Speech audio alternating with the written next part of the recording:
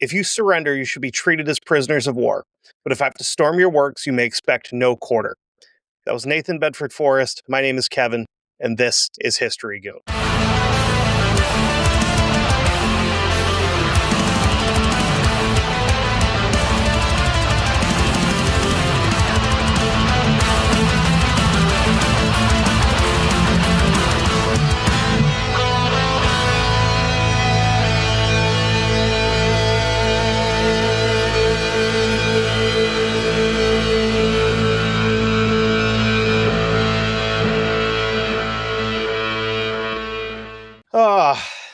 Happy New Year. Welcome to 2026. We're starting it off strong. Remember when I said a while ago I wanted to cover some more scumbags on here? Here's one that has very few gray areas. The fact that he was a Confederate lieutenant general didn't make him a bad person necessarily. I think if you were to look at a lot of Confederate generals, yes, they were on the wrong side and they were fighting for the wrong thing. Not necessarily bad people. Bad idea, yes. Absolutely. Bad people, not necessarily. The fact that this guy was born makes him a bad person. He started early and continued to be an absolutely awful human being until the day he died. Friday, January 13th, 1821, and the fact that he was born on Friday the 13th, that was not lost on me, and it makes so much sense. He was born in Chapel Hill, Tennessee. He was a twin and the only one of the two that would survive. He was named Nathan after his grandpa, and his middle name, creatively, came from the county he was born in, Bedford. Mom and Dad built an 18 by 20 cedar cabin that the whole family lived in, with a garden and a small orchard on the property alongside Dad's blacksmith shop. It kind of goes without saying that the family barely scraped by. Kind of an underestimate to say that they just scraped by. They made ends meet through the work that Dad was doing, making tools and other things in his shop. It's the 1800s. He's probably making horseshoes and nails and stuff like that, but also making tools because you couldn't just go buy tools. You had to make them, which not necessarily a bad thing. Honestly, there's parts of this period of time that if they were happening now, I'd be very happy with. Like small businesses making things instead of importing from foreign countries that you buy and then it falls apart, then you buy it again. Or you overpay for in the first place because it doesn't cost as much to make this item as it's being marked up and sold for. Just me, Obviously, like medical technology and stuff was pretty not good back then. A lot better now. But the way communities worked back then was a lot better than it is now because you actually had to know your neighbors. You had to be friendly with your neighbors. Most of the time, we're going to get into a couple instances here with this guy. But he's also a scumbag. So that goes without saying. That goes without saying that they weren't necessarily the greatest people, as we've already said. Most of the sources that I found said that both of his parents were at least 6 feet tall. And considering this is the 1820s and the average height for women is 5'4", and for men it's 5'8", these are big folks.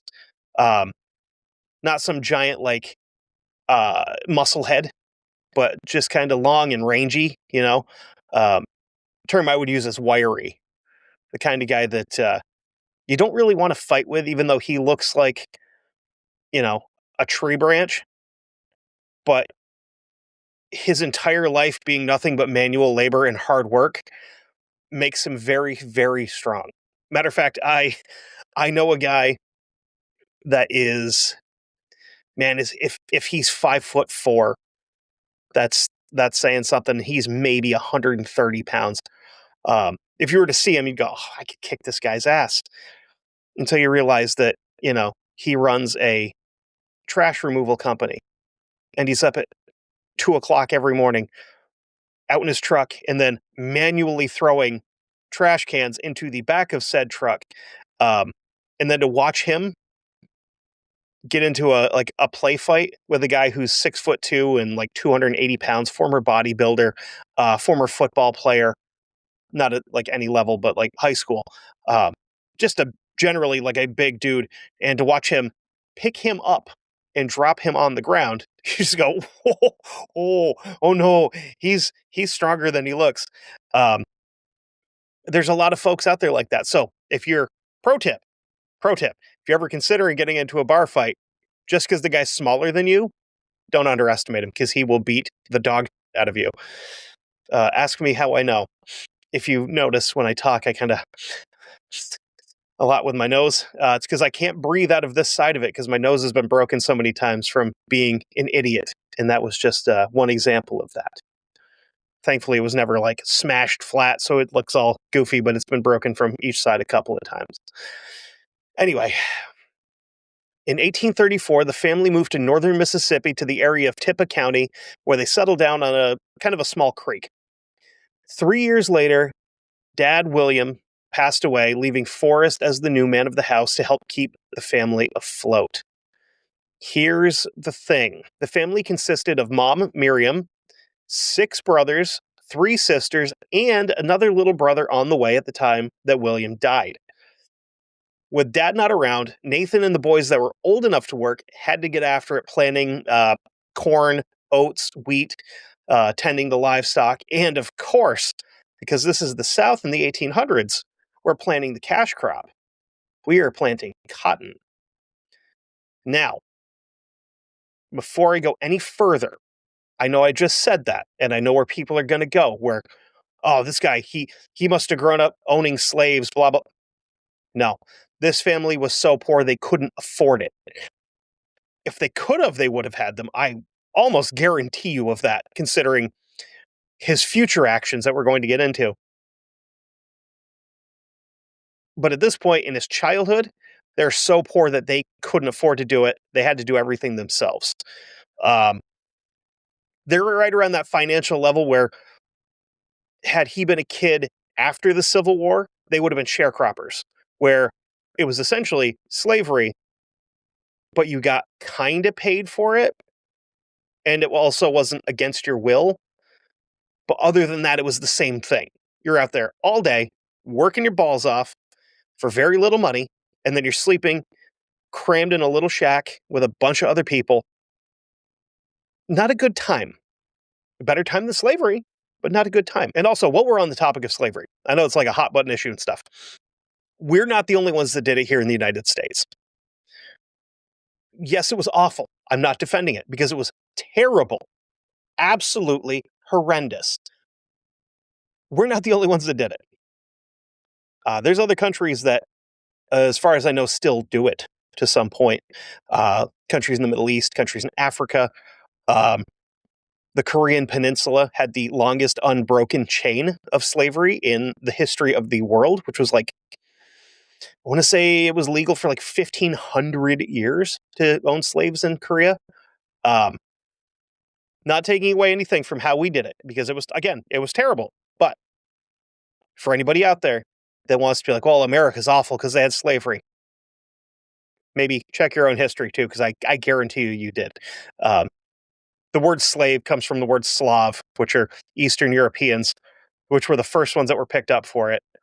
Then the Muslim Barbary pirates really streamlined the entire thing, the way they did it. And it wasn't like we just had white dudes going over on boats with like butterfly nets, like chasing dudes around and trying to catch them to put them back in the boat. No, they were being sold by their own people when they were defeated in like combat of some sort. They're being sold by, again, the Barbary pirates, who would buy them from the people that captured them and then ship them off.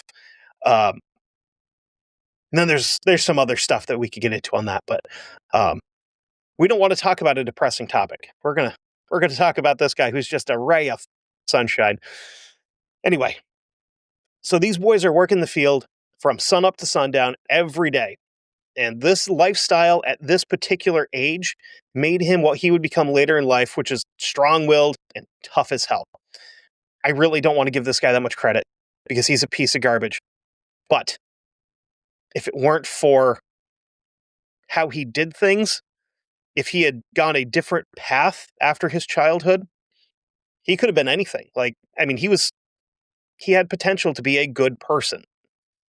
But we get into that whole nature versus nurture thing. Um, and then again, I'm going to plug the Joe Ledger books by Jonathan Mayberry because I absolutely love them. Um, the Rudy Sanchez theory, who's a therapist in the book, where you have nature, nurture, and choice. And his was choice. Yeah, he grew up with no money. He grew up working his ass off in the fields. But then he made the choice to be an awful person. So here's a fun little story about the kind of person that Nathan Bedford Forrest was. He used to ride his horses past a neighbor's house that had a pair of fairly vicious dogs. Oh, he would normally ride by and throw rocks and sticks at the dogs and then outrun them, except for one time when the dogs got the drop on him and scared his horse, which tossed him off. The author of one of the books I used said it like this, quote, Bedford sprang to his feet and readied himself for an attack, expecting to be torn apart by the hounds. Instead, the animals scampered back to the safety of the cabin. It's likely that these dogs saw in Bedford's countenance the same unflinching resolve that men would later see and also fear.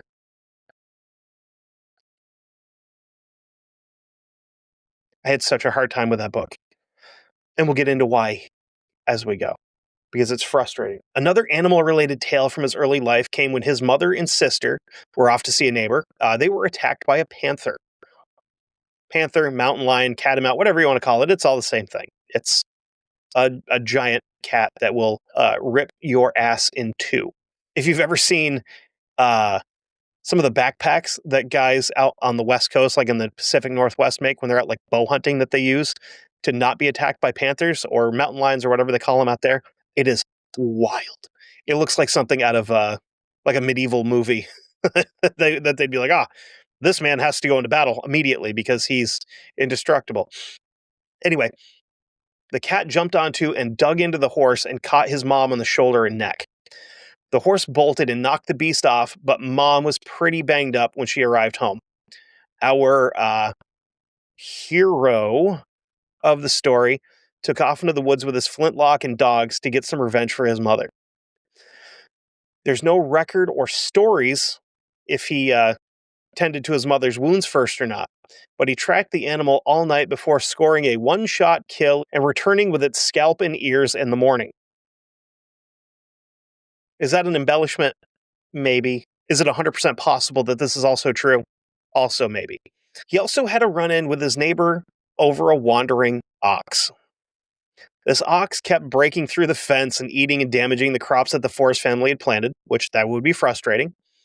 He allegedly asked the neighbor a few times to put a yoke on the ox to keep it on its own property.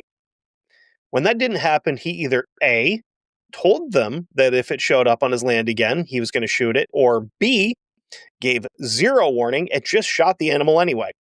Either way, a few days later, the neighbor heard a gunshot and for anybody curious, if you're hearing chomping noises in the background, this is why. This is Poncho. He's a dork.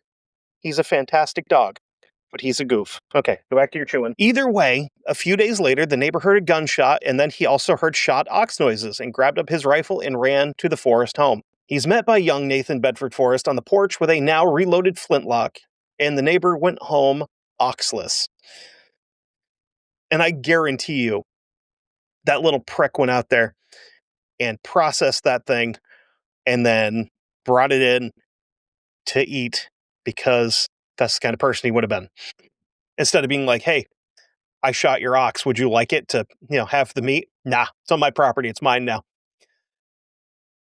In 1841, some rumors made their way to Mississippi about a possible upcoming attack on the Republic of Texas by the Mexican army. At 19 years old, Forrest joined up with the militia to go fight on behalf of the Republic of Texas. That's a very honorable thing to do. Because the Republic of Texas is basically its own thing at this point. It's not Mexico yet anymore. It's not America yet. It's just its own thing. Is it run by Americans? Absolutely it is. But it's not its own thing, so they need all the help they can get. After traveling to New Orleans to hop a ship to Galveston, guys start falling off and going home because the ship never showed up. Not one to give up, He went with the remaining guys to Galveston on foot just to find out that their services were no longer needed. So he's now completely broke. He's a ways away from home. He has to work on a farm until he got enough money to get back to his house. He got enough after his uncle made him an offer in 1842 to go into business in Hernando, Mississippi to do livestock speculation, um, meaning they would go to auctions and stuff like that and buy livestock to resell it. The author of the book I used for a lot of this, the book is called Forrest, the Confederacy's Relentless Warrior. And it's written by a man named Robert M. Browning Jr. Called him, quote, a sober, energetic, and honest man. What I can gather from looking into the author's biography, it looks like he specializes in the time frame of the Civil War. What I don't like is the fact that at this point in the book, he's still not outright calling Nathan Bedford Forrest a piece of, and that will be a running theme through this entire book, where he is at points almost apologetic for what he did, for what Forrest did. He glosses over a lot of stuff in his adult life that may not have fit the narrative of the book, but that doesn't mean it shouldn't be told anyway. And I'll get to that part. I'll go more into that part when I get there. Anyway, March 1845, he witnessed an argument between some planters and his uncle and stepped in basically to tell them that 4-on-1 is not a fair fight. One of those planters then pulled a pistol on Forrest and fired. Whether he actually shot first or if we have a Han Solo situation here is completely unknown. We don't know who shot first. What we do know is that one of the bullets aimed for him hit and killed his uncle. Forrest was slightly injured, but he wounded 3 of the 4 men, which is pretty impressive because this is back in the time of everything being like cap and ball, black powder. I don't believe he would have had the money for a revolver, so he's got a very, very low-tech handgun at this point.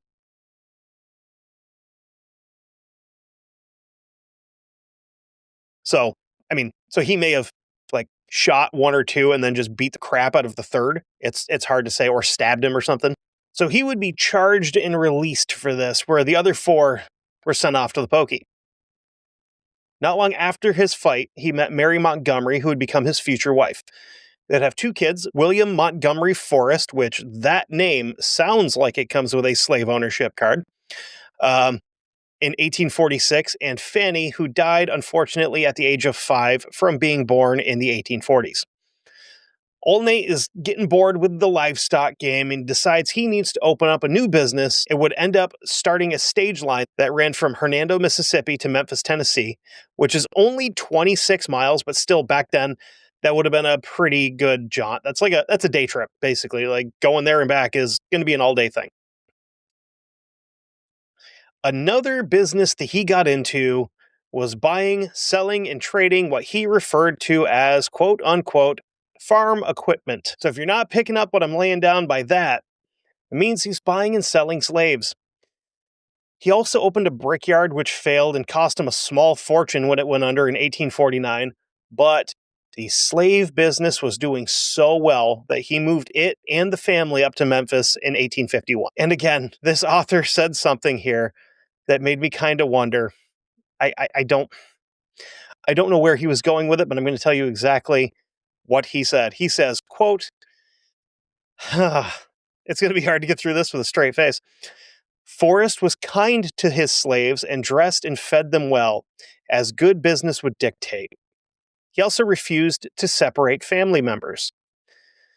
For reasons we'll get to later, again, I think this dude is either full of or trying to treat him with kid gloves. Some of you may already know who Nathan Bedford Forrest is and what he did. I am fairly confident that he didn't treat his slaves like real well, or like people for that matter. So, going from there, let's see what a local newspaper from the time said about him being just the most kind slave trader that you could ever imagine. Parson Brownlow had this to say, quote, Mr. Forrest is a sin-hardened Negro trader and livery stableman out of Memphis. Forrest was one of the biggest slave traders in Tennessee at the time, and it's pretty commonly thought that he sold not hundreds, but thousands of slaves to the tune of a few $100,000. And of course, why be a lone scumbag when you can go into business with others? He was first in partnership with, and this is a name right here, Seaborn S. Jones. At one point, he was under investigation for selling 37 people that had been imported illegally. And not long after that, Forrest Jones and Co., Negro Mart, burned to the ground. I'm not kidding.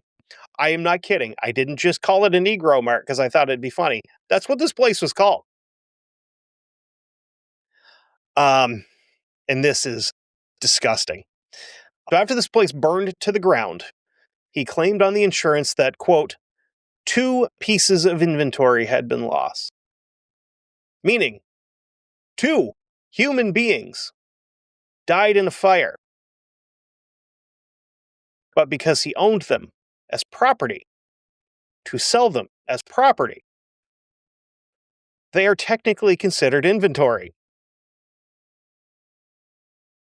Find somewhere comfortable for that to sit in your brain for a minute.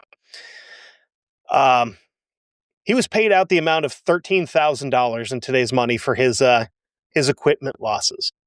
I fucking hate this guy. Kevin, do more historical scumbags. They're great. They're so much fun. Mm-hmm. And it seems like for some reason, the only 2 that I've covered that have been like super scumbags have both been slave traders, which is odd. Well, I mean, one of them wasn't trading slaves. They were just, they weren't people. They just lived in a country that he owned. And if they didn't make him enough rubber, then he'd cut their hands off and kill their families and burn their entire villages to the ground. As you do. His second partnership would be with Bird Hill, who was a more experienced manager of Negro Marts. So it wasn't just the one. There's apparently a chain of Negro Marts.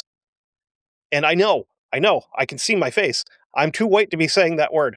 But, spoiler alert, there's another word that he uses pretty frequently that I have in quotes in this that I'm not going to say. It starts with the same letter, and it ends with a much harder R. That's insane. Like, I read it and went, oh, God.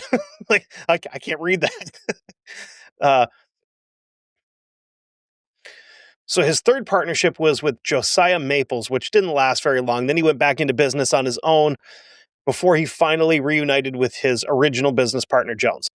When he was working with Maples, a newspaper that was following his business venture found he had a very interesting quote-unquote product for sale. And that product was the daughter of Frederick Douglass, who, if you don't know who Frederick Douglass is, I'll probably try to cover him at some point in time. Oh boy. Here's a chunk of that article. Quote, Fred Douglass's daughter for sale. Among the servants offered for sale by a Mr. Forrest of Memphis, Tennessee, is a girl who is known to be the daughter of notorious Fred Douglass, the quote-unquote free abolitionist. She is said to be of the class known among the dealers as a likely girl and is a native of North Carolina. She remembers her parent very vividly, having seen him during his last visit to the Old North State.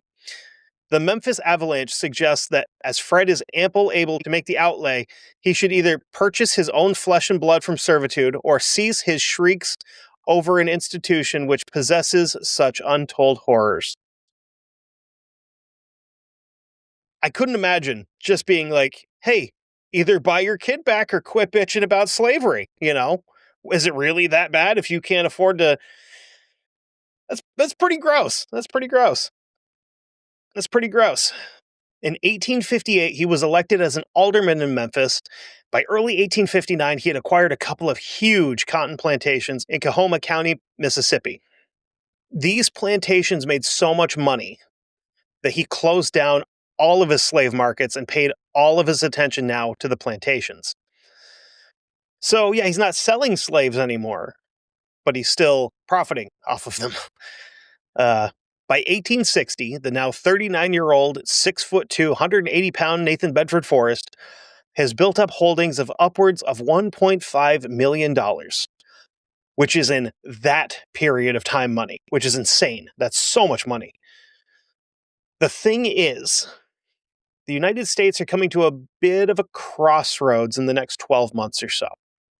Some states are looking to end slavery, others aren't. Mississippi is one of those that aren't. Some people in the South are in favor of the idea of ending slavery. Nathan Bedford Forrest is not one of them. I know, it's shocking that the guy who made his fortune selling humans like used cars isn't in favor of ending slavery. Hell, the guy who would be elected president would have this to say, quote, "My paramount object in this struggle is to save the Union. It is neither to save or destroy slavery. If I could save the Union without freeing any slave, I would do it. And if I could save it by freeing all the slaves, I would do it. And if I could save it by freeing some and leaving others alone, I would also do that.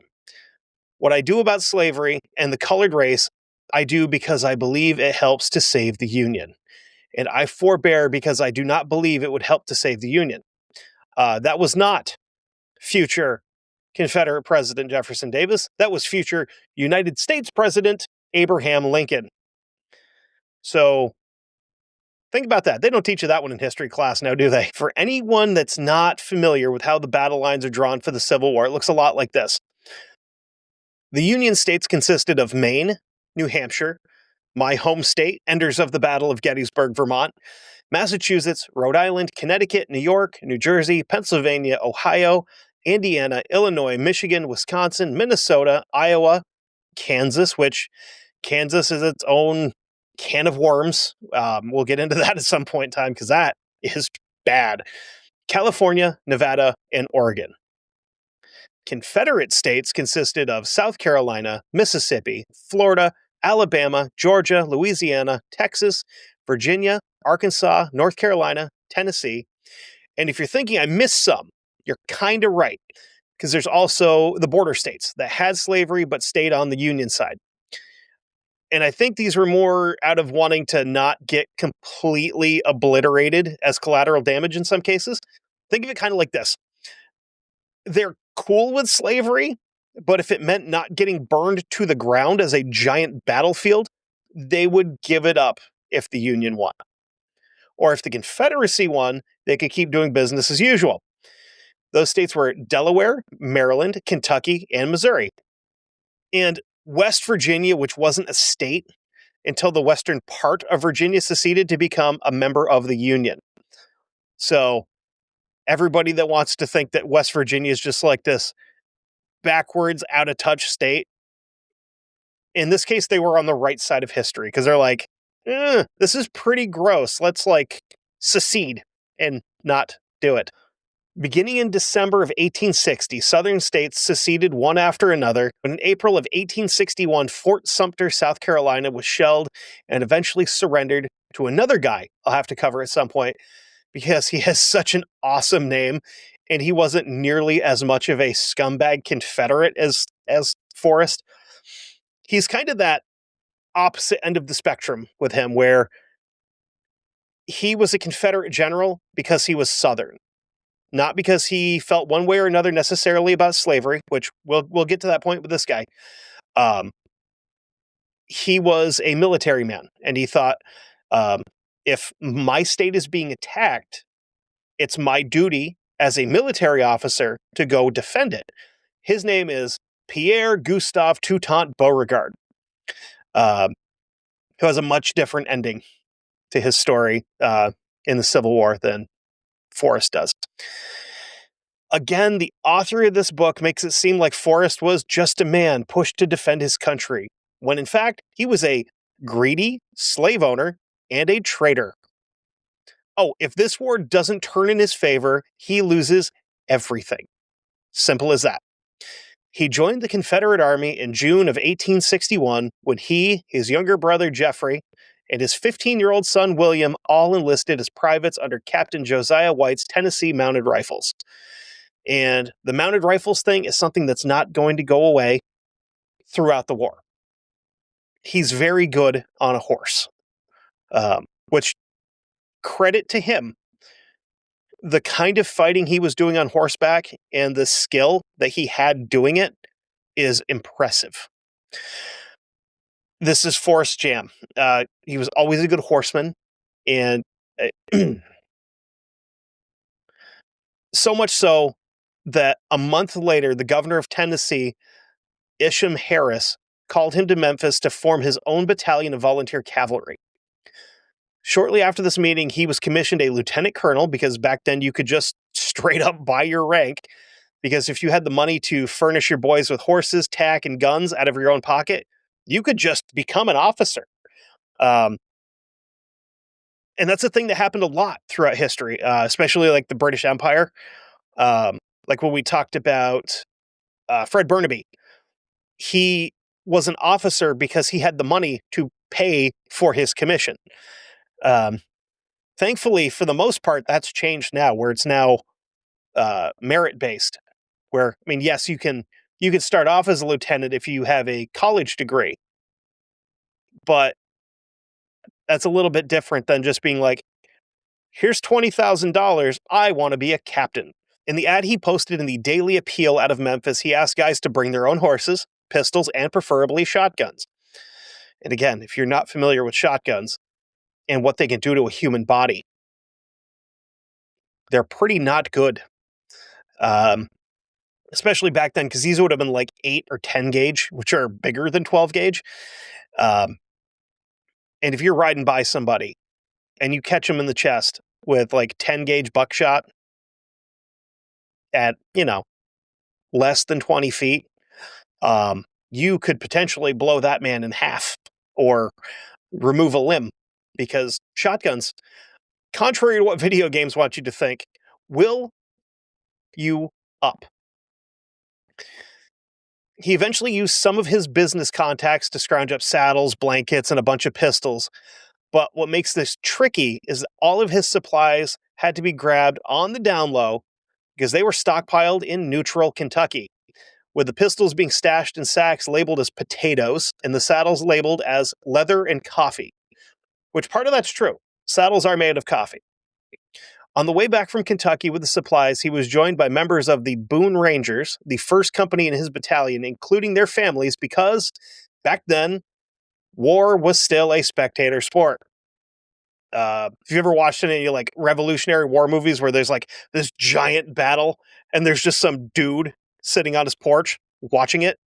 This was still the case here. He did run into a slight hiccup near Mumford, Kentucky, when they met up with some members of the Home Guard of Mumford. This was the first time he would use this little bluff technique, right? He lined up his uniformed men in a few rows and then stacked the families behind them, so that when the train on the Louisville-Nashville Railroad passed by, what they thought they were seeing was a full-blown regiment instead of a very, very small force comparatively. He would drill the troops at an old fairground in Memphis, and since he's Nathan Bedford Forrest, he, of course, brought 47 slaves to work as what the author called, quote, teamsters, which is a gross misrepresentation of what they would actually have been doing. Teamsters implies that they have, like a union or, I don't know, rights. No, these were slaves, again, that were being used as slaves to tend to the horses, to tend to the troops, to do everything that the troops didn't want to do, like feed their horses or clean stuff, And again, if the concept of slavery makes you uncomfortable, this may not be the episode for you, because there's a lot more of it. And then it gets worse, believe it or not. By late October, Forrest had 8 companies for a total of 650 men ready to rock and roll, and he described them as, quote, as fine a body of men as ever went to the field. And the first place that they would head off to was to help fortify Fort Donelson in Dover, Tennessee. From there, they'd go off to Hopkinsville, Kentucky, which is a place we may or may not visit in a Weird Topics episode in the future. And from there, they would go on to Princeton to scout for enemy movement between the Cumberland and Green Rivers. They had some small skirmishes and contact, but would eventually head back to Fort Donelson, where they would spend the next few days scouting around the area. 4 days before he and his boys arrived, a Union force of 15,000 men and a gunboat hit Fort Henry, which is about 20 miles west of Fort Donelson, led by notorious lightweight and OG cigar aficionado and future president, Ulysses S. Grant. And I say future lightweight because, yes, he liked to drink. But a lot of the stories are like, he would have a glass of whiskey and be on his ass. But he smoked something like 50 barrels of cigars during the Civil War. It's like, over the course of 4 years, that's like, I don't know how many cigars that is, but I'm pretty sure there's a comma in it. The Confederate forces at Fort Henry numbered 3,400 men and 17 busted-ass old cannons. The only thing that stood between the Union and taking control of that section of Tennessee and the Cumberland River was Fort Donelson. Other notable generals at Fort Donelson included Major General Gideon Pillow, which is a crazy name, and Brigadier General Simon Bolivar Buckner. Those are both guys that I could probably cover at some point. Their episodes would definitely be shorter than this one, but I could cover them at some point as well. February 12th, Forrest snuck some of his guys out to scout the Union advance, and a couple of days later, on the 14th, the Union flotilla arrived and started pounding Donelson again. Started pounding Fort Donelson again. Let's do it that way, because if not, it sounds like some dude is just getting run on, and that's not cool. That night, the generals held a council to figure out what the best course of action would be. The next day, on February 15th of 1862, Forrest led a rush on the Union troops early and surprised them. His men fought for 2 hours and actually pushed the Union boys back, but he wasn't able to start a secondary flanking attack, which, if you are cavalry on horseback, your best bet at this point in history is not to fight face on, but it's more to try to flank on one side or the other. And the best tactic would be, because a lot of people don't realize this, but the Civil War had a lot of elements of World War I with it, where there was a lot of trench fighting, and you still have the box formations that would have held over from the Revolutionary War, which, again, I've talked at length about what I think about box formations in combat. I think it's retarded to stand there 60 yards away, shoot, and then let the other guy shoot back. Seems kind of counterproductive to me. But your best bet is to wait until you have the two main fighting forces facing off, and then come in on this side or on this side, or even better if you can. But eventually they got the Union forces to retreat, and Forrest personally led a cavalry charge out past the Confederate infantry and captured a 6-gun Union battery, which is big. Then, under orders from General Pillow, he led a charge down a ravine and captured 3 more gun batteries and killed around 50 Union sharpshooters. This attack would end up opening 3 roads for possible Confederate escape routes if needed. So that's huge. To be able to knock these guys out and basically secure an escape route is massive, a massive victory. This came at a pretty high cost for Forrest, though. He would lose 350 men, killed, wounded, or captured. And he also had 2 horses shot out from under him in the fighting, which also not great, especially when you're Confederates and you don't have the kind of infrastructure or supply routes or supplies, for that matter, that the Union does. Even early on in the war, the Confederates, their supplies were minimal compared to the Union, because all of the industry and stuff was up in this half of the country, where down there was all rural agricultural style. Up here, we had all the factories and stuff like that. So they didn't have the same access to equipment that the Union would. Now, to circle back to his horses, the first was shot 7 times and kept running until it bled out, and the other was hit up under the saddle blanket by an artillery shell, which almost put an end to this story right here. The weird thing was, after opening up these routes, General Pillow ordered everyone to retreat back to the fort at midnight, and the generals held a council and decided to surrender. So Forrest lost 350 men, 2 horses personally, and God only knows how many other men, for them to open up these escape routes to surrender. I don't know the man, I don't know his mind, but I can tell you he was probably furious about that. The only thing I can really come up with from all my reading and research that I could do is the surrender had to do with the fact that they were incredibly outnumbered, but I don't understand why, because it literally turned the Union away and chased them miles back from the fort. Forrest was the only general that outright refused the surrender, and he took his boys and split at around 4 a.m. and rode towards Nashville with 500 of his own men and another 200 volunteers from other units that wanted to keep fighting. After Forts Henry and Donelson fell, Middle Tennessee was wide open to Union invasion, which dropped a gigantic turd in the punch bowl when it came to strategy in the western half of the war. This is a part of the war that I feel like doesn't get as much attention, even though it had quite the cast of characters fighting in it. Most people, when they get like super into the Civil War, they fixate on like Gettysburg or Antietam or Annapolis and kind of forget about all the stuff that happened in the western part, you know? I think now is a good time to jump forward to a huge battle that Forrest took part in. 120 miles east of Memphis sits Hardin County, Tennessee.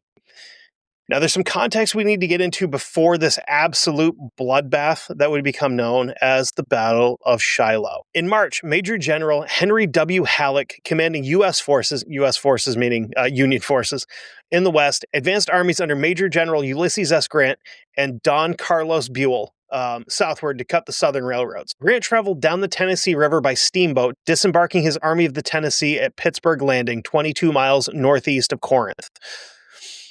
There, he established a base of operations on a plateau west of the river, with his forward camps posted 2 miles inland around a log church called Shiloh Meeting House. Halleck had specifically instructed Grant not to pick a fight with the Confederates until he had been reinforced by Buell's Army of the Ohio, which was then on the march in from Nashville. Once combined, the two armies would advance on Corinth and permanently break Western Confederate Railroad communications. The Union forces combined for a total of 66,812, where the Confederates tabled 44,700. So there's not a huge discrepancy there, but 20,000 men is a lot. Especially when you consider somewhere around 100,000 men in this area is a lot. General Albert Johnston of the Confederacy had different plans, though. He wanted to stomp Grant out before Buell got the chance to show up. And since everybody knows who Ulysses S. Grant is and nobody knows who Albert Johnston is, you can probably tell how that worked out for him. He set his troops in motion on April 3rd, but heavy rain and difficulties encountered by marching large columns of men, artillery, and heavy wagons over muddy roads delayed this whole attack. By nightfall, April 5th, his Army of the Mississippi, nearly 40,000 strong, was finally deployed for battle 4 miles southwest of Pittsburgh Landing. On the 6th, a heavy mist hung over Shiloh, which worked in favor of the Confederates that charged out of the tree line at 5 a.m. and opened fire. At 11 a.m., Forrest was ordered to get his mounted troops to the front. He led his troops to the site of the heaviest gunfire past the right flank of the Confederate line. After not getting orders to do anything, he formed his men up and ordered the charge. So he doesn't have permission to do this, which generally will get you in trouble in the military, from what I've been told. Doing things without permission or not doing what you're told is probably right in the wheelhouse of being exactly the same when it comes to consequences. His cavalry unit caused enough chaos, even though there was like a creek between the two, that the infantry could move up and fire while Forrest and his cavalry could move around this little marsh in the area and hit the Union again. The Union boys started to retreat, but then things for our Southern friends turned. General Johnston took a bullet to the leg and bled out, which would put PGT Beauregard in charge, which is not a bad thing. Because again, he's a very, very competent, very, very good general. Um, put it this way, if Beauregard had been a Union general, we would know a lot more about him. We would think more favorably about him than a lot of people do. Because a lot of people just go, oh, he had a gray uniform, he must have been a bad guy. Not really. So in the grand scheme of things, Forrest didn't play a huge role in the first day, and he ended up scouting after dark. He sent word back that the Union was scrambling and waiting on reinforcements. He wanted to attack right then and there, but never got word if he could or not. When he got back to the headquarters tent, he told the higher-ups that they should either attack before reinforcements got there or retreat, saying, quote, if the enemy comes for us in the morning, we will be whipped like hell. He got told to go back to his unit and get some rest. One of those little moments in history that had one word been different, it would have changed everything. Because if they had gone in there when these guys are scrambling and waiting for reinforcements, when they are still in fighting shape, they probably would have wiped the floor with the Union. But because somebody was overthinking stuff, this battle continues. So the sun comes up the next morning after the Union troops had been reinforced like Forrest had warned about. The Northern boys attacked just before daybreak. Forrest's guys had done a sneaky the previous day, though. They stripped the Union soldiers that they had captured of their uniforms and wore those as they rode into the attacking Union troops, which confused them enough that the Confederates captured 50 of them. That's got to be a complete to be like, it's not quite daylight out, but you know the bad guys are over here. And you start charging out towards them. And then you see your guys running back to you. And you're like, we didn't know the cavalry took off already. And then all of a sudden, the guy next to you, his head just explodes because he got shot with a 12 gauge. And then you're like, hey, I think they might not be our guys after all. The Confederates fought, but the numbers caught up, and Beauregard called for a full retreat, and Forrest's unit remained on the right flank. The next morning, on Tuesday, Forrest was doing some rear guard duty, and he ran into 2 battalions of Union cavalry. And being the kind of guy he was, Forrest waited for the accompanying foot troops to cross the creek and then charged them. As he and his guys charged, they got flanked by the cavalry, who they, in turn, chased off. Again, I don't like this guy, but damn if he wasn't a good general. You know, he was a very, very competent, leader, which is unfortunate because he's a piece of shit. The Union cavalry that they chased off was so banged up that they just kind of lost composure and they rode down their own men on foot. Things at this point are going great for Nathan Bedford Forrest right now. He's leading a successful cavalry charge. He's killing Union troops. He's thinking at this point he's going to be able to keep his slaves. He's pretty pumped about this, right? A Union soldier closed in and chucked a rifle round into his side. The bullet entered his left hip and lodged next to his spine, which sent his legs numb. Now, here's a possible exaggeration from the book. The author said that as he rode off with a hip blasted to smithereens and a horse that's been shot at least twice, he rode past, quote, a small Union soldier and scooped him up to shield his back. Sure. Yeah.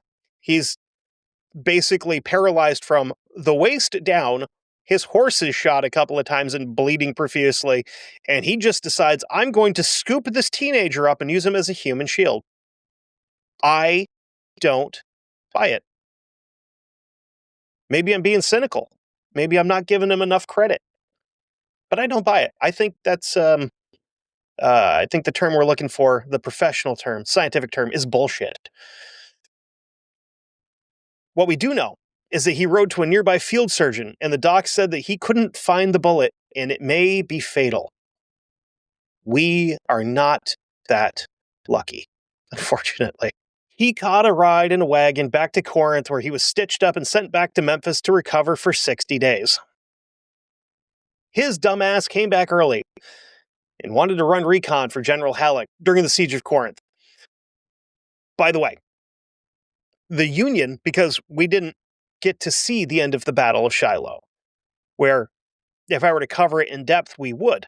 But since we're covering it from the point of view of this one turd, we didn't get to see the end of the battle because he got knocked out of it. The Union won the Battle of Shiloh, inflicting 13,047 casualties. That includes 1,754 killed, 8,408 wounded, 2,885 captured or missing. The or missing part is where it gets foggy a lot of the time. Because honestly, if you're missing, you're probably dead. So that number, I mean, conservatively, is probably closer to, I don't know, probably closer to 1,900 dead, if you wanted to really dig through the bones and try to figure it all out. Nathan Bedford Forrest is included in those casualties.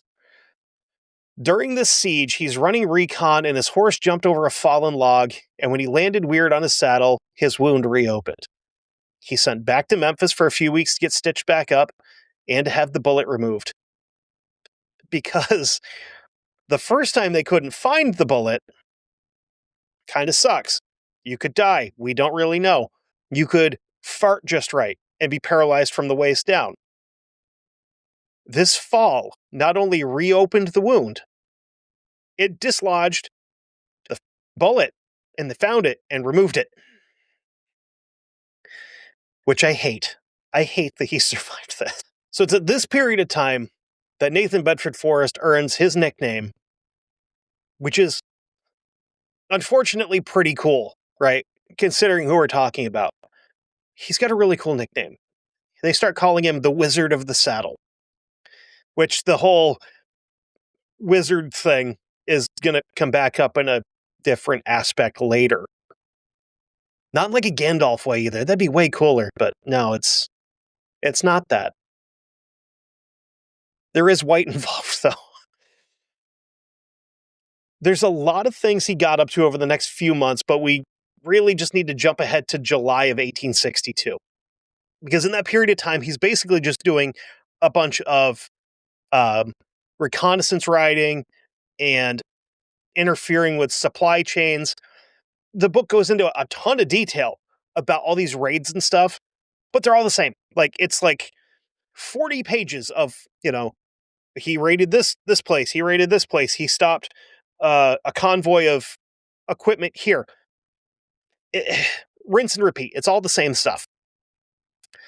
So in 1862, he's promoted to brigadier general and given control of a full cavalry brigade, of which the numbers vary, but it's definitely over 1,000 men. He goes back to doing a bunch of raiding through Tennessee under orders from General Earl von Dorn, where he was responsible for destroying a Union supply line that actually delayed the attack on Vicksburg for quite a while. It was like, if I remember correctly, I think it was like 3 or 4 months that this attack delayed the attack on Vicksburg by. Which, I mean, it's hard to say. If the attack had happened earlier, would it have ended the war earlier? Would other things have changed? It's that whole butterfly effect thing, where if he hadn't done this, maybe something goofy happens, and that leads to the Confederates winning at Gettysburg. Who knows? It's all part of the plan, basically, where you can speculate and kind of like Monday morning quarterback the whole thing, but we'll never know. We'll never know that if he had not done this, that it would have led to this, or that this would have happened instead. History's weird like that. I keep running into stuff like that where you kind of think about it and you go like, what would have happened if, good one that I think about a lot. What would have happened if the U.S. never got involved in World War I? Where would that have landed? Would Hitler had been a thing? Would Germany have just gone back to normal and, not had people spending $2 million on a loaf of bread for a little bit before Hitler took over? Which, for all the terrible, horrendous that he did, he actually stabilized their economy pretty well. Um, but it's so weird to kind of get into that mindset of, well, what would have happened if things were different, In December of 1862, he was moved to the command of notorious all-around bad general Braxton Bragg. When he got there, Bragg told him he had to create a new brigade of 2,000 men, and all he had were untrained green troops. Oh, and most of those dudes didn't have weapons, which is cool too. He trains these turds up so that he now has 3 full regiments, which is 3,000 men from Tennessee, and his Alabama regiment of another 1,000 men, plus 6 more full companies, which is about 600 or so, and a small artillery battery. So grand total of about 5,000 men under his direct command. That's a lot. Next stop, September 18th, 1860, the Confederates and Union square off in Chickamauga, Georgia. I have been to the Chickamauga battlefield. Personally, it's the most like Civil War looking battlefield you could ever imagine. Like if you were to close your eyes and picture a Civil War battlefield, it's exactly what Chickamauga looks like. It's a lot of open fields, farmland. It like the stockade fencing and everything. It looks like a Civil War battlefield out of a movie. I highly recommend anyone that has any interest in the American Civil War that lives in the South or, Indiana, because they were sent there to fight, including a lieutenant that got blasted in the chest with a cannonball and it took his head off and created a crazy ghost legend. But that's for a different time. Anyway,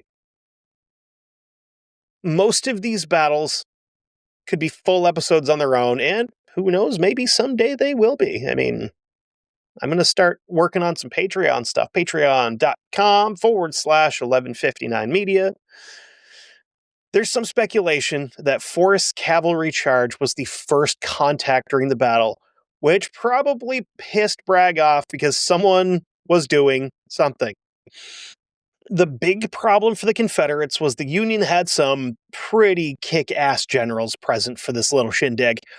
William Rosecrans was a badass.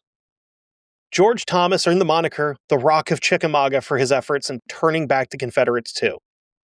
George Thomas was a badass. The Confederates were led by, again, not good leader Braxton Bragg, James Longstreet, who will be an episode because he was pretty pivotal to the Confederate force during the entire war, and he fought at some huge battles, and a guy with a great name, Leonidas Polk. Good name, not a good general. Inept is the word that I would use there. Oh, and the Union also had these neat things called the Spencer repeating rifle that could fire about 20 rounds a minute compared to the less than stellar rifles the Confederates had. So Chickamauga was a very rare win for Bragg, but we have a little conversation between Bragg and Forrest after that's kind of funny. It's pretty one-sided, though. It goes like this, quote, "I have stood your meanness as long as I intend to. You have played the part of a damn scoundrel and are a coward, and if you were any part of man, I would slap your jaws and force you to resent it. You may as well not issue any more orders to me, for I will not obey them. And as I say to you, that if you were ever again to interfere with me or to cross my path, it will be at peril of your life." Apparently, another officer ran after Forrest and said, quote, "Well, you're in for it now." To which Forrest responded, quote, "He'll never say a word about it. He'll take no action on the matter. I'll ask to be relieved of duty and sent to another field, and he won't say a word about it." No, I went Southern there for a second. It's fun. We're going to do that. And I'm also going to play some, like, mint julep music with it, too. He was transferred to another general who he also hated. So he gave up his officer commission and went to President, quote unquote, President Jefferson Davis. And Davis did something insane. He pretty much turned this psychopath loose on his own recognizance to run amok with cavalry in Mississippi. He was bad enough with adult supervision. And you've just turned a kid loose in a toy store. To go forward, we have to go back a few years to 1861 and the creation of Fort Pillow, built by and named for Gideon Pillow, who was the Confederate Brigadier General. And this is about 40 miles north of Memphis. The Confederates built it, but by May of 1862, the Union had steamrolled in and taken the fort. But they didn't do anything to reinforce it. Terrible idea. Instead, they relied on gunboats in the rivers to work as backup and defense. Which, again, you think Civil War, you don't necessarily think aquatic combat. But the riverboats were pretty rad. The fort itself was built on a pretty high bluff and was protected by 3 semicircular trenches and an 8-foot-tall parapet that was surrounded by a ditch. This ditch was going to be bad for the defenders in the upcoming battle because they couldn't fire on the attackers without getting all the way up to the top and directly into enemy fire. Union Major Lionel F. Booth was in command of the fort in 1863, and he had with him 277 men assembled from Tennessee. Most of them had been, at one point, under the command of Nathan Bedford Forrest. So we have traitors amongst us. You know, guys that were like, I don't really want to die. I want to lose. These gray uniforms suck balls too, so we get some blue ones. He also had something else that Forrest was about to be real upset about.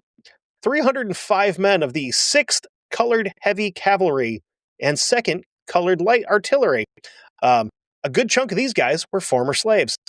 So you could just imagine how he feels about that. Treating them like people.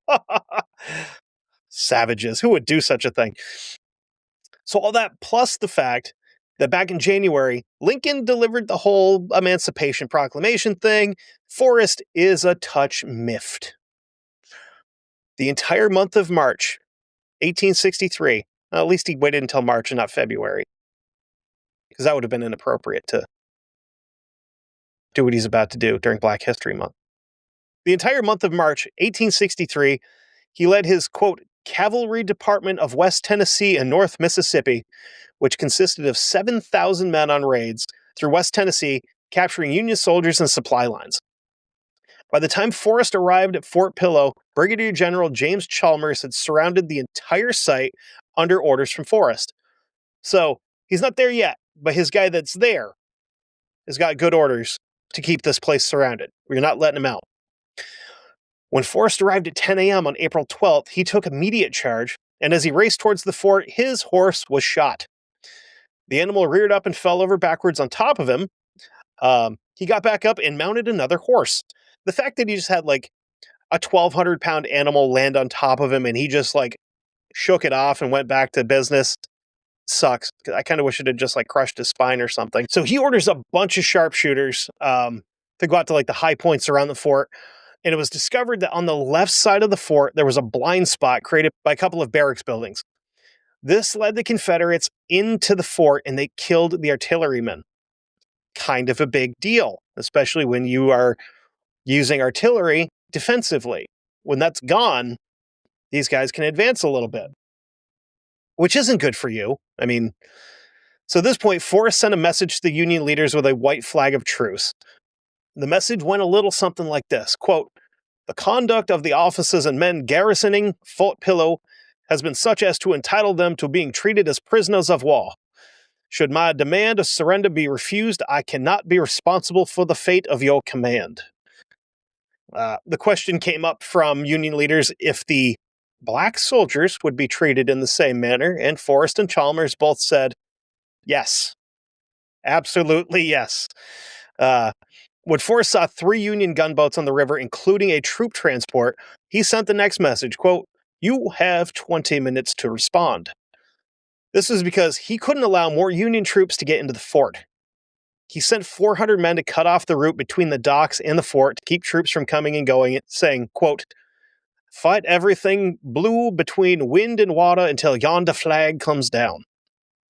I'm getting very foghorn leghorn with this, and I'm okay with it because I know that that's not like a real Southern accent and it might bother people, but if you're bothered by me doing a fake accent and not the content of this guy's character, I cordially invite you to suck it. Seeing the troop movement, the Union leaders get pissed, thinking that this was all a ruse to set up another attack, and sent back a message reading, quote, "Your demand does not produce the desired effect." To which he responded, quote, "Choose yes or no," which which gives off to me big, like, say when vibes from Tombstone.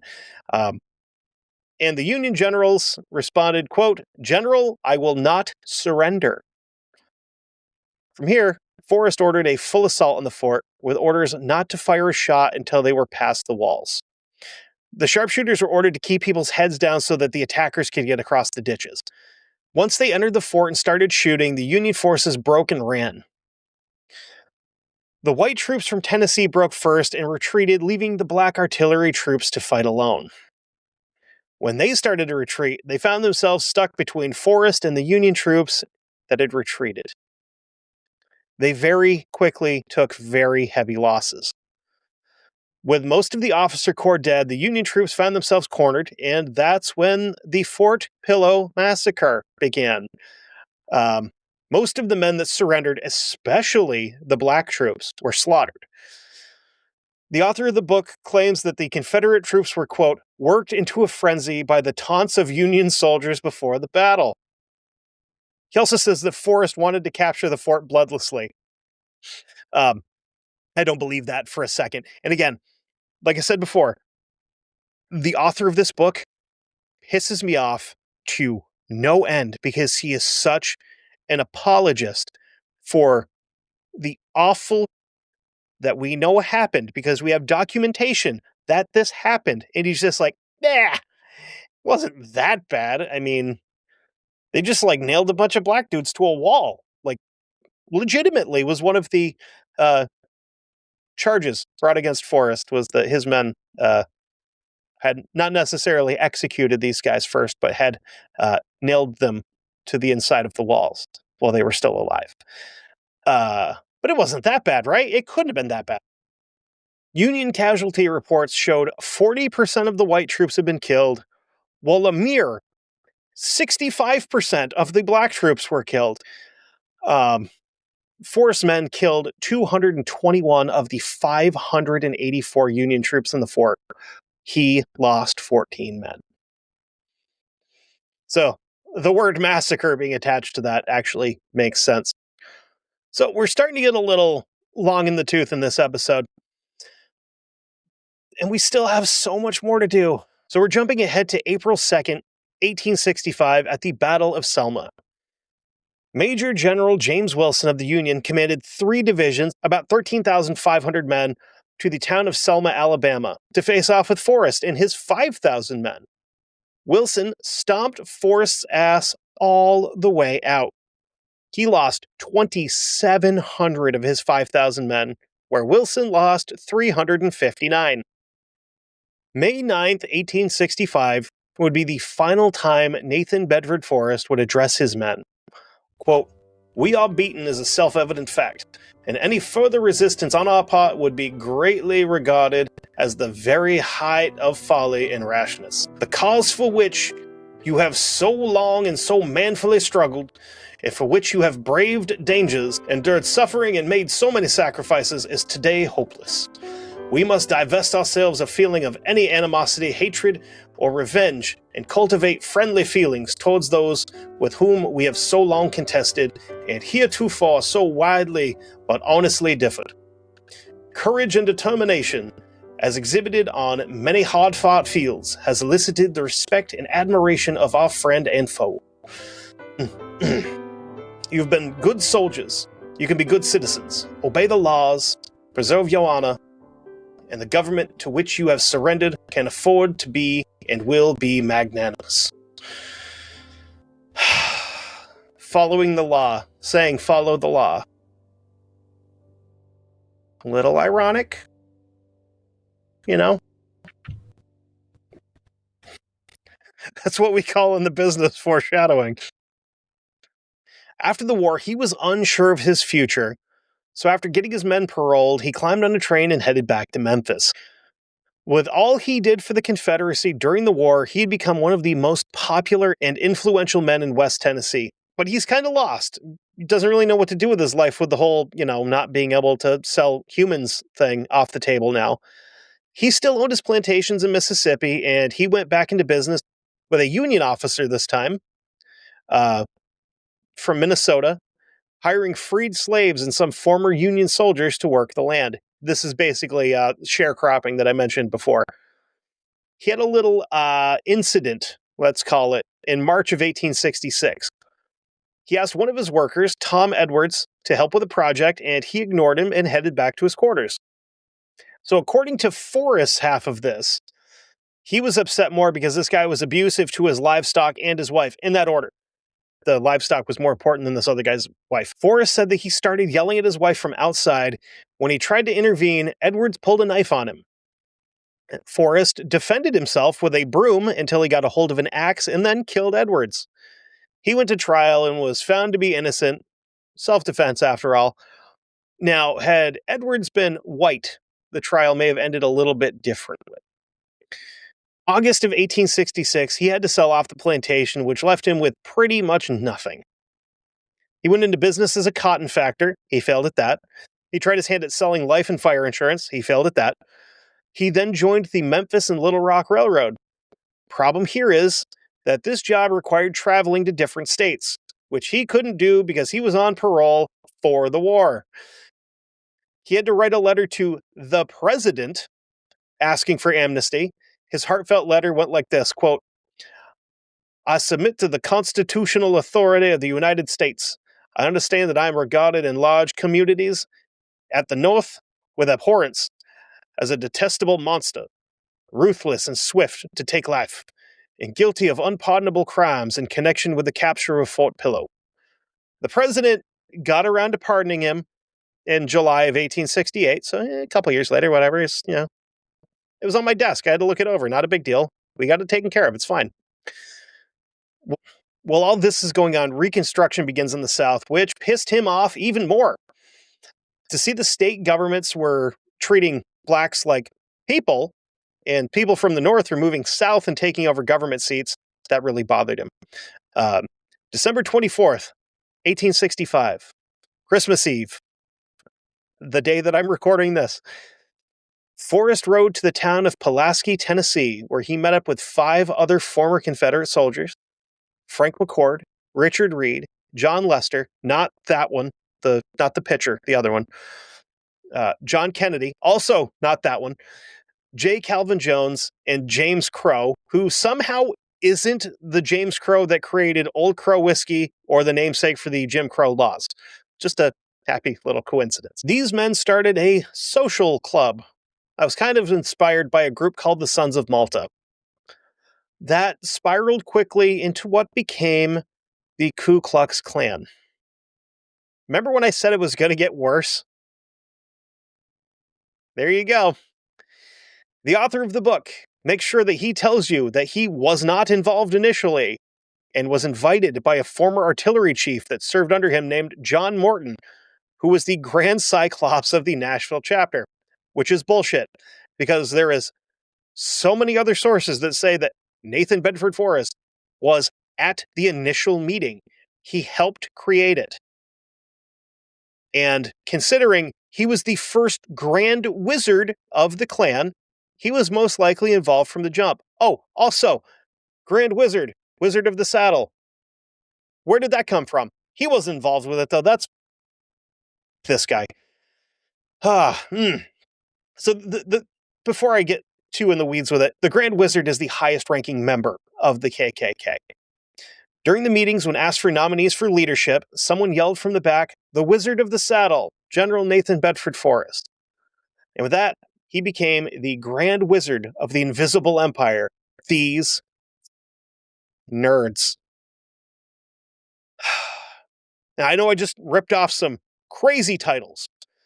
So let's go through them all because they are all equally silly.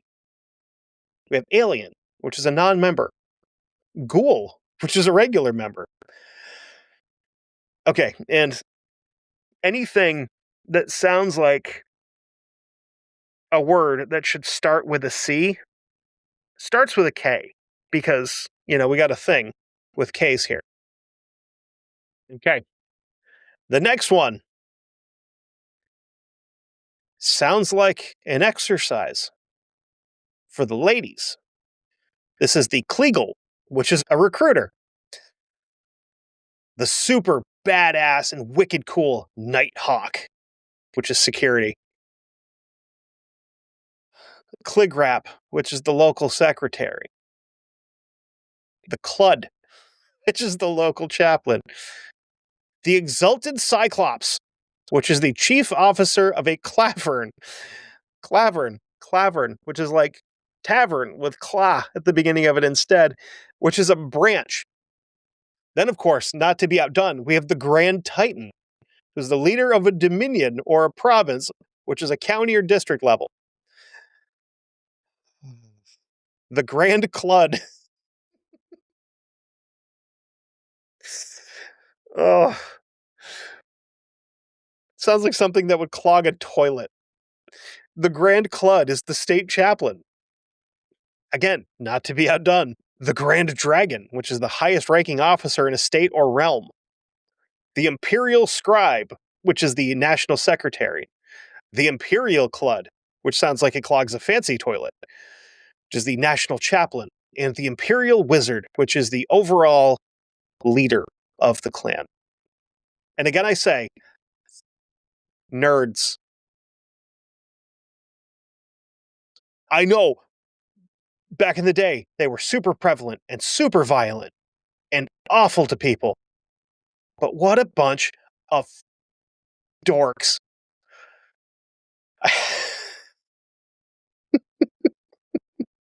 Imagine going through somebody's resume, trying to like interviewing them. So it says here you're the former Grand Clud. What the fuck does that mean?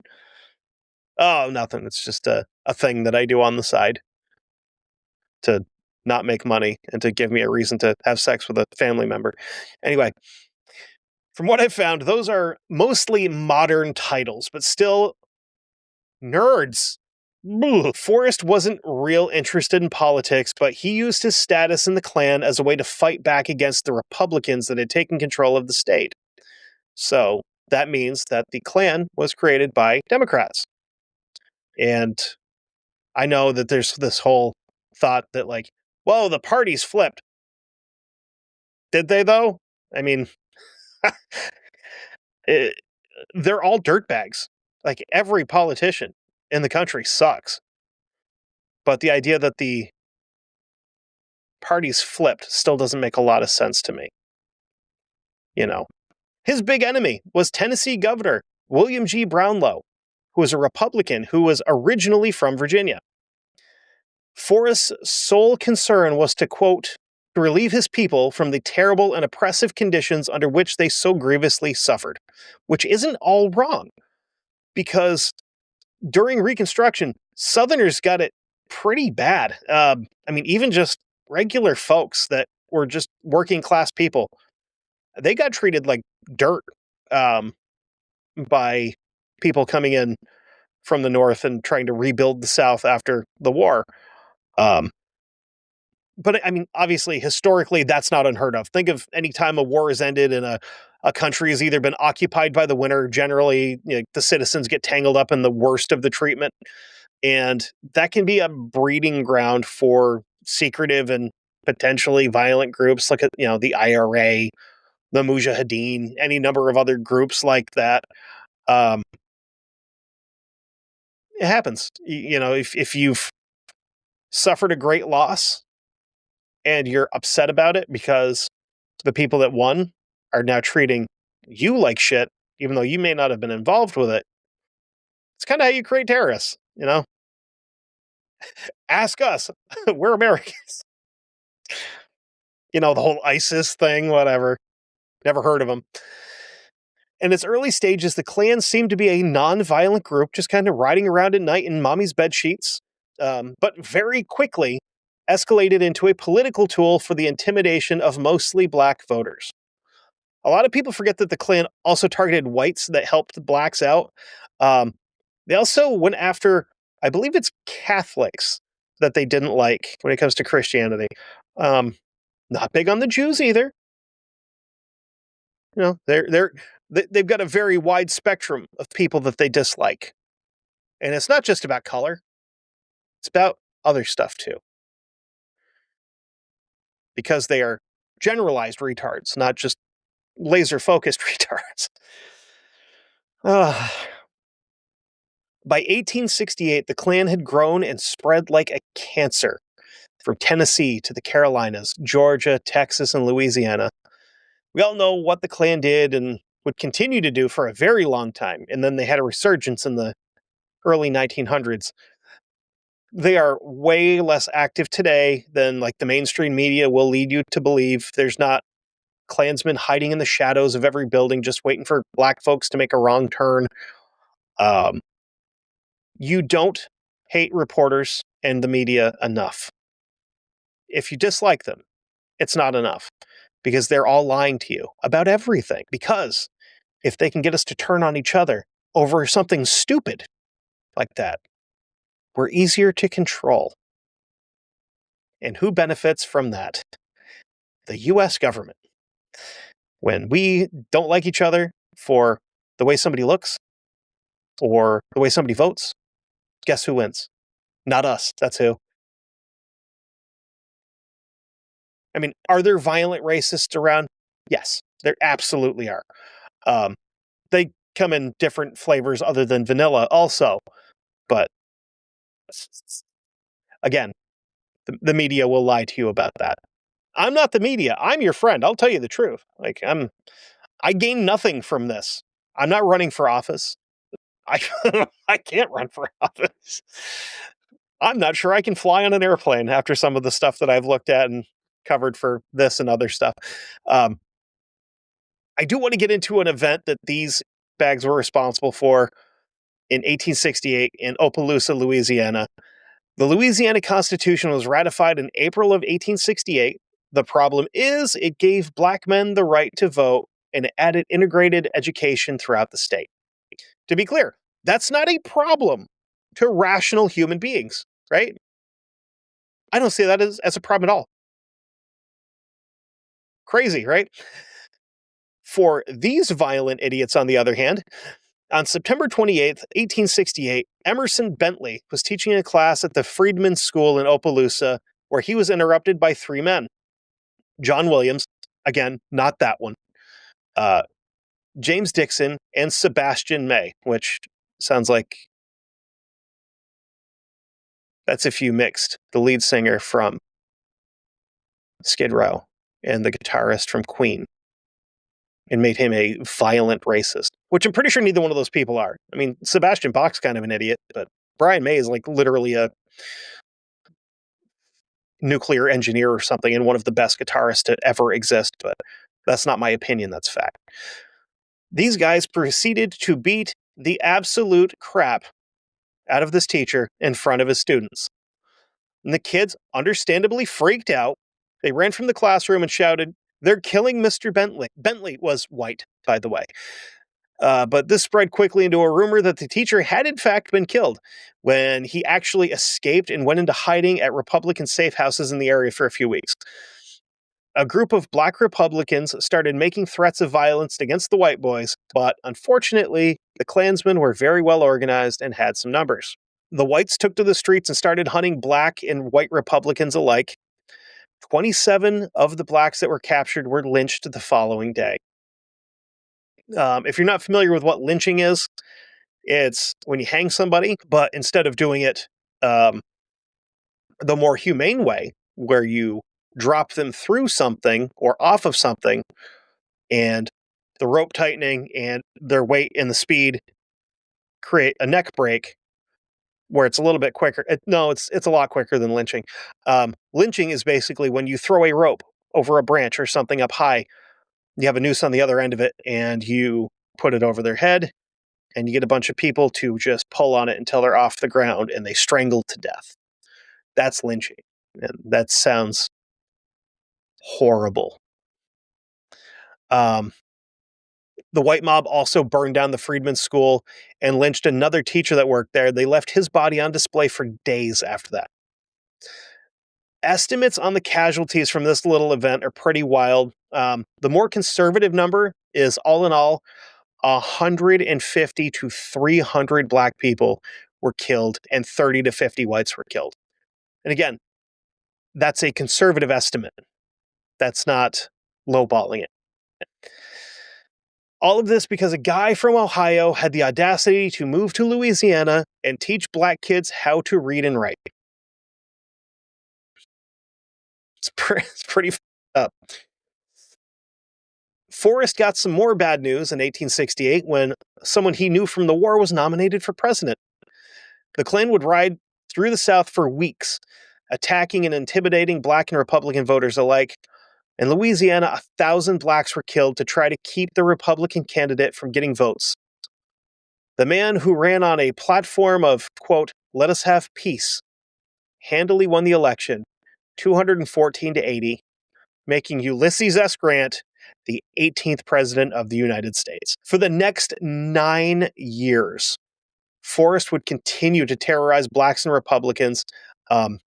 Most of the time, they were both at the same time, until finally, some good news in this story.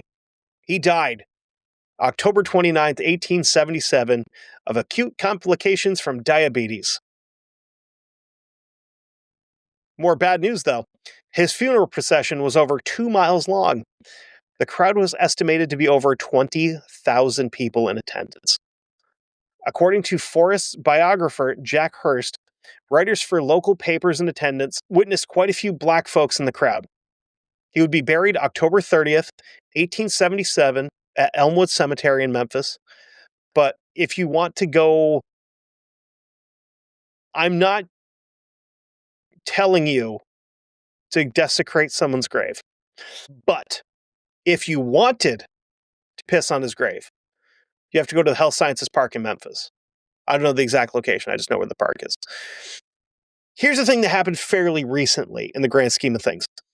Other than, Forrest Gump being named after him, July 7th, 2015, the Memphis City Council voted unanimously to remove the statue of Forrest from Health Sciences Park, which was originally named Forrest Park, with 2 R's in it, just like him, for our shit stain of the hour. It was named after him.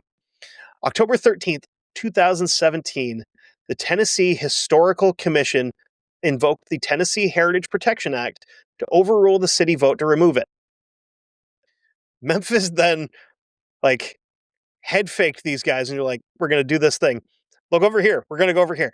They pull a neat little move, and they sold the park to a nonprofit that didn't have to follow that rule. They yanked it down immediately.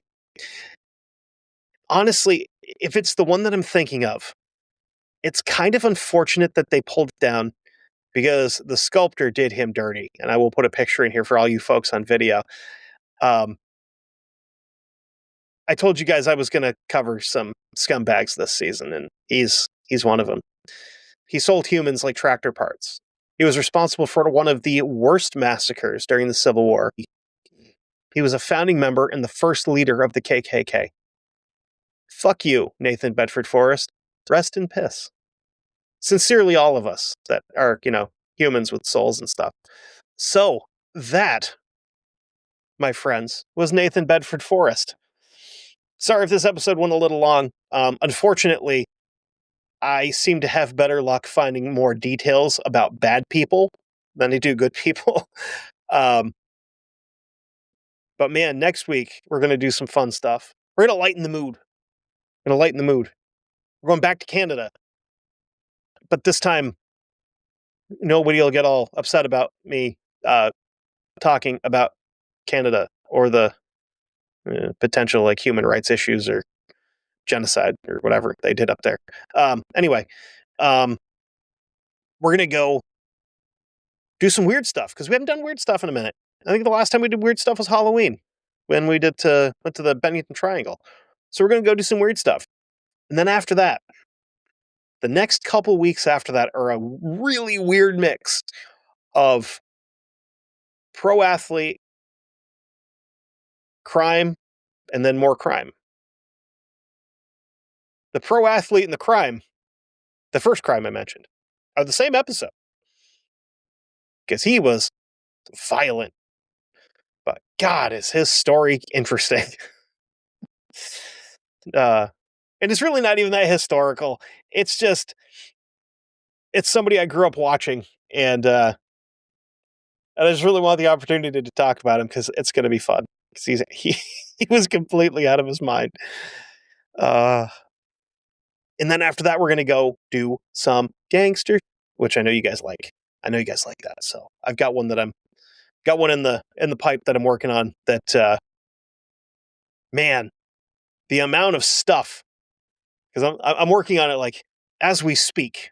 And I just realized I got to a point where I'm like looking at dates and I'm like, oh my God, this all happened over the course of like 6 years. Holy shit. Like there's a lot happens in that period of time. And, it's wild. One of the craziest gangsters that I have had the pleasure of reading about, and he definitely earned his nickname. But man, that was not even out till February. Again, I urge you to go over to patreon.com/1159media.